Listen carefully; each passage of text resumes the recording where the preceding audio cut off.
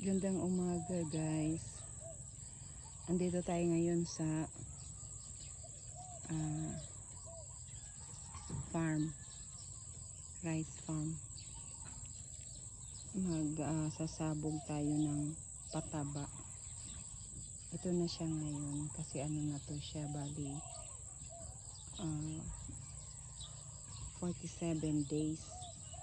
So kaya kailangan, ito na yung pangalawang pagkakataon na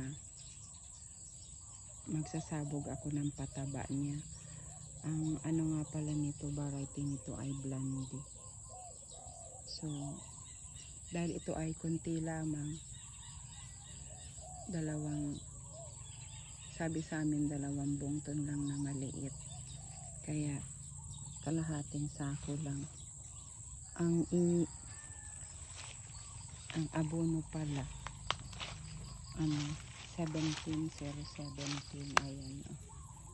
Ayan, yan ang kaya lang maaga pa naman, basa pa yung dahon niya, kaya pinapatuyo-tuyo pa namin yung dahon.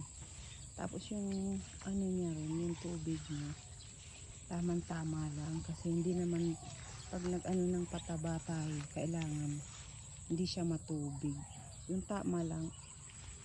Kaya binabawas-bawasan pa ng konti yung tubig, tsaka basa pa naman yung mga dahon niya. Pag kasi pinaglagyan natin siya ng pataba, ng abono, kailangan tuyo na yung ano niya, dahon, para diretso na sa roots niya yung abono. Blondie to siya. Yan siya ngayon, diba?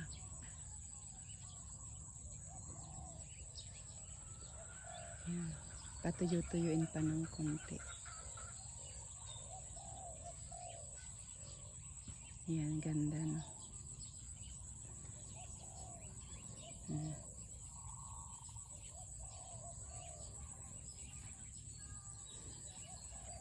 Ito na yung pangalawang beses na magsasabog ako ng pataba dito sa palay.